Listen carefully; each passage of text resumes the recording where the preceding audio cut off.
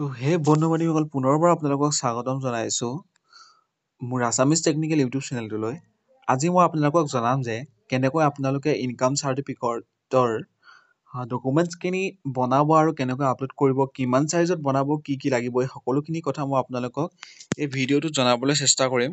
গতিকে আপোনালোকে ভিডিঅ'টো শেষলৈকে চাব, তেতিয়াহে বুজি পাব। তো আহক আমি ভিডিঅ'টো ষ্টাৰ্ট কৰোঁ। ফাৰ্ষ্ট আপোনালোকে বনাব লাগিব ডকুমেণ্টখিনি। গতিকে ডকুমেণ্টখিনি কেনেকৈ বনাব লাগিব সেয়া আমি শিকিলো আহক। আপোনালোকে ফোনৰ বা কম্পিউটাৰৰ গুগল বা ক্ৰমটো খুলিব আৰু JPG to PDF বুলি চাৰ্চ কৰিব। আৰু যেতিয়া JPG to PDF বুলি চাৰ্চ কৰিব তেতিয়া এনেকৈ এটা ৱেবছাইট দেখা পাব, I love PDF বুলি। Convert JPG to PDF images বুলি ৰাখিব। আপোনালোকে জাষ্ট ইয়াত ক্লিক কৰিব। ইয়াত ক্লিক কৰাৰ লগে লগে ইয়াত আপোনালোকে Select JPG images বুলি পাব আৰু আপুনি ইয়াত ক্লিক কৰিব। আৰু তাৰপিছত আপোনালোকে আপোনালোকৰ ইমেজেছখিনি খোল খাব আৰু তাত আপোনালোকে আপোনাৰ যিখন ডকুমেণ্ট ফটো মাৰি ৰাখিছে এইখিনিতে আপোনালোকক কৈ দিওঁ আপোনালোকক কি ডকুমেণ্টছ লাগিব। আপোনালোকক ফাৰ্ষ্ট লাগিব ইনকাম চাৰ্টিফিকেট কাৰণে গাঁওবুঢ়াৰ পৰা লিখা এখন কাগজ লাগিব। আৰু নেক্সট লাগিব আপোনালোকক আধাৰ কাৰ্ড বা ভোটাৰ কাৰ্ড যিজনৰ যাৰ নাম লৈ এপ্লাই কৰিব তেখেতৰ। আৰু নেক্সট লাগিব এখন খাজনা ৰচিদ। খাজনা ৰচিদখন মৌজাদাৰ অফিচৰ পৰা পাই যাব আপুনি। এই তিনিখন ডকুমেণ্টছ আপোনালোকে ফোনত ফটো মাৰি ল'ব ফাৰ্ষ্ট। আৰু তাৰপিছত আপোনালোকে আপোনালোকৰ গেলাৰীৰ পৰা সেই ডকুমেণ্টছখিনি চিলেক্ট কৰি ল'ব।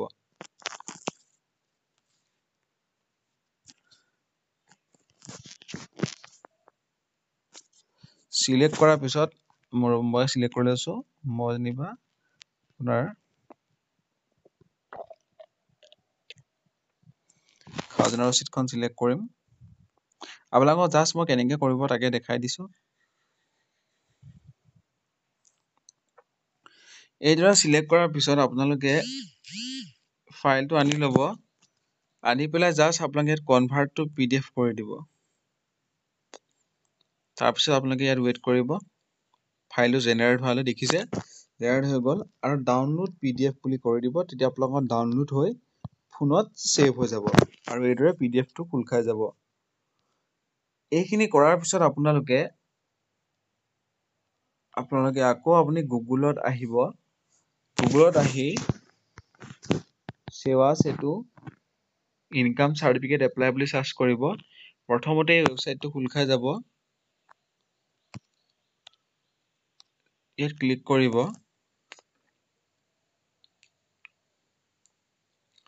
সেৱা সেতুত অহাৰ পিছত আপোনালোকে ইয়াত এতিয়া লগইন কৰিব লাগিব। ইয়াত এপ্লাইত টিপি দিব। এপ্লাইত টিপাৰ পিছত এই পেজটো খোল খাব। এইখিনিতে মই এটা কথা কৈ থওঁ, যদি আপোনালোকে কেনেকৈ লগইন কৰিব আৰু কেনেকৈ ইয়াত আপোনাৰ লগইনৰ একাউণ্টটো ৰেজিষ্ট্ৰেশ্যন কৰিব একাউণ্ট যদি নাজানে তেতিয়াহ'লে মোক তলত কমেণ্ট কৰিব, তেতিয়া মই বেলেগ এটা ভিডিঅ'ত জনাই দিম। যদি এতিয়া মই বনাওঁ তেতিয়া ভিডিঅ'টো বহুত দীঘল হ'ব, সেইবাবে এতিয়া নকওঁ। যদি আপোনালোকে কেনেকৈ কৰিব লাগে নাজানে তেন্তে মোক কমেণ্ট কৰি দিব ভিডিঅ' এটা লাগে বুলি, তাৰ ওপৰত মই সেইটো ছাবজেক্টৰ ওপৰত এটা ভিডিঅ' আপোনালোকৰ হকে বনাই দিম।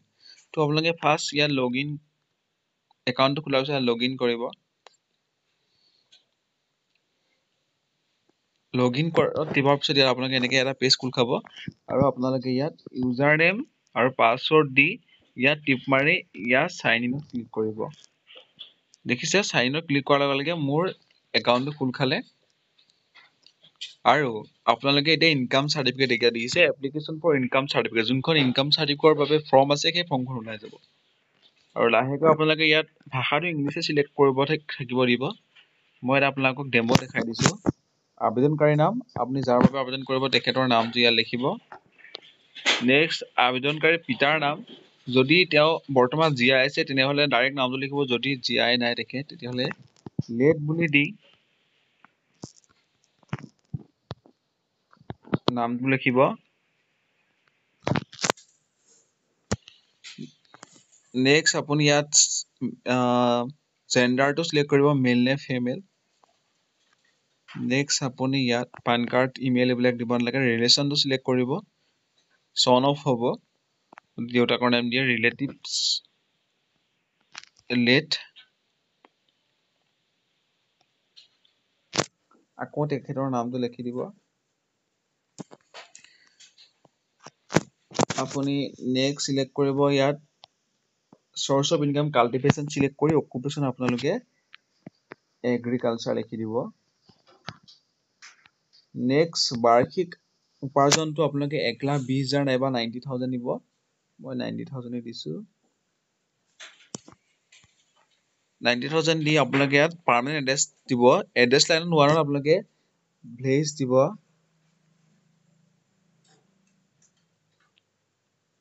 address line 2 ত আপোনালোকে দিব post office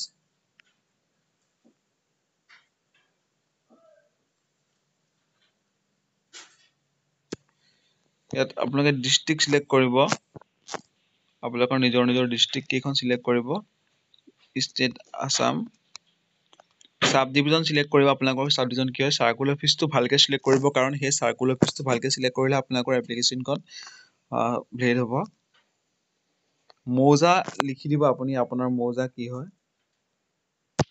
ইয়াত আপোনালোকে আকৌ village লিখিব next police station কি হয় হেতু লিখিব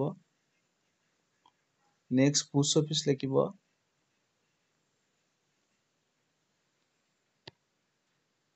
আৰু ইয়াৰ লাষ্টত পিন কোডটো লিখি দিব আপোনাৰ নিজৰ পিন কোডটো শুদ্ধকৈ লিখিব next ইয়াত save and next ত কৰিব are you sure যদি আপুনি sure হয় এপ্লিকেশনটো শুদ্ধ হৈছে নে yes ত টিপিব আৰু এই বুলি this is success your application has submitted successfully submitted next ইয়াত আপোনালোকৰ ইয়াতে মেইন পাৰ্টটো আহিব ইয়াত আপোনালোকে ডকুমেন্টছ খিনি আপলোড কৰিব দিব আৰু ইয়াত কি ডকুমেন্টছ আপলোড কৰিব লাগে আপোনালোকক মই কৈ দিছো ইয়াত সব কৰিব নালাগে ইয়াত ধেৰ দিয়া আছে আপোনালোকে জাস্ট এড্ৰেছ ওপৰত আপোনালোকে এড্ৰেছ ওপৰত ভোটাৰ বা আধাৰ কাৰ্ডটো দিব আইডেন্টিটি প্ৰুফ আপোনালোকে গাঁওবুঢ়াৰ পৰা যোনখন সাৰ্টিফিকেট লিখি আহিছিলে সেই সাৰ্টিফিকেটখন দিব নেক্সট আপোনাৰ ল্যান্ড ৰেভিনিউ সাৰ্টিফিকেট ৰিসিপ্ট মানে খাজনা ৰচিদখন ইয়াত দিব আৰু বাকিখিনি দিব নালাগে তো আপোনালোকে ডকুমেন্টখিনি দিবলৈ ব্ৰাউজত ক্লিক কৰিব ব্ৰাউজত ক্লিক কৰি আপোনালোকে ইয়াত মিডিয়া পিকাৰত আপোনাৰ গ্যালাৰীটোত ক্লিক কৰিব যিটো লাই যেহেতু মই তাৰ পৰা আপোনালোকে ইয়াত দেখিব যে আপোনালোকে যোনখন ডকুমেন্টছ আপোনালোকে মানে অথনি যে মই ফাৰ্স্ট শিকাই দিছিলো কেনেকৈ আপোনালোকে ডকুমেন্টখিনি পিডিএফ কৰিব তাত আপোনালোকে ক্লিক কৰিব দেখিছে ইয়াত আহি যাব তেতিয়া এইটো আপোনালোকে তিনিখন ডকুমেন্ট আপলোড দিব আইডেন্টিটি প্ৰুফ কিবা কিবি কৰি আপোনালোকে তিনিখন আপলোড দি ল'ব এইদৰে গাঁওবুঢ়া সাৰ্টিফিকেট হ'ল মই আপোনালোকক জাস্ট দেখাইছো হে এইদৰে তিনিখন upload the save and next click কৰিব আৰু এইদৰে সেভ এণ্ড নেক্সট ক্লিক কৰাৰ পিছতে আপোনালোকৰ গোটেই ফৰ্মখন এবাৰ ওলাই যাব মেক পেমেন্টত ক্লিক কৰিব মেক পেমেন্টত ক্লিক কৰি আপোনালোকে ইয়াত পেমেন্ট কৰিবলৈ 40 টকা এটা আপোনাৰ পৰা কাটিব আপোনালোকৰ জিপে ফোন পে বা যিকোনো পৰা কৰিব পাৰিব আপোনালোকে বেংকটো ইয়াত আপোনালোকে এক্সিস ইজি পে এইটো সিলেক্ট কৰিব আৰু ইয়াত পেমেন্ট গেটৱে আৰু নেক্সট ইয়াত এগ্ৰি কৰিব আৰু প্ৰসিড টু ফৰ পেমেন্ট কৰিব আৰু প্ৰসিড ফৰ পেমেন্ট কৰি ইয়াত আপোনালোকে অকমান ওয়েট কৰিব তো ইয়াত এইটো পেজ আপোনালোকে দেখা পাব ইয়াত টাৰ্ম এণ্ড কণ্ডিশনছটো টিক মাৰ্ক দি নেক্সট তলত যাব আৰু ইয়াত আপুনি ইউপিআই সিলেক্ট কৰি আপোনাৰ গুগল পে যেটো ইউপিআই আইডি সেই ইউপিআই আইডিটো ইয়াত বহাই সিকিউৰিটি কোডটো দি আপোনালোকে কমপ্লিট পেমেন্ট অন ফোন কৰিব তাৰ পিছত আপোনালোকৰ ফোনলৈ এটা মেছেজ আহিব মেছেজটো অহাৰ পিছত আপোনালোকে তাত পেমেন্টটো কনফাৰ্ম কৰিব আৰু তেতিয়া আপোনালোকৰ এখন ৰিসিপ্ট জেনাৰেট হ'ব আৰু ৰিসিপ্ট জেনাৰেট হোৱাৰ পিছত 7 দিনৰ পিছত আপোনালোকে ইনকাম সাৰ্টিফিকেটখন পাই যাব যদি আপোনালোকক ইনকাম সাৰ্টিফিকেটখন খুব কম সময়ৰ ভিতৰত লাগে তেন্তে আপুনি অনলাইন কৰাৰ পিছত আপোনালোকৰ ওচৰৰ সাৰ্কল অফিচলৈ যাব আৰু তাত ক'ব যে মোৰ ইনকাম সাৰ্টিফিকেটখন ইমাৰ্জেন্সি হৈছিল গতিকে মোক সোনকালে কৰি দিবলৈ তেতিয়া আপোনাক তাত নিশ্চয় সহায় কৰিব আৰু সোনকালে কৰি দিব আজিলৈ ভিডিওটো ইমানেই আছিল যদি কিবা কথা বুজা নাই তেন্তে মোক কমেন্ট কৰি জনাব তেতিয়াহলে মই সেই সকলোখিনি কথা বুজাই পেলাই আৰু এটা ভিডিও আপোনালোকৰ মাজলৈ বনাই দিম ঠিক আছে আজিলৈ আহিছো যদি ভিডিওটো চাই ভাল লাগিলে যদি ইনফৰমেটিভ যেন লাগিলে তেতিয়াহলে মোৰ চেনেলটো সাবস্ক্ৰাইব কৰিব লাইক কৰিব আৰু আগলৈ এনেকুৱা ধৰণৰ ভিডিও পাই থাকিবলৈ ফুল সাপোৰ্ট দিব আৰু সাবস্ক্ৰাইব কৰি কাষত থকা বেল নটিফিকেশন বেলটো সেট কৰিবলৈ একেবাৰে নপঢ়িব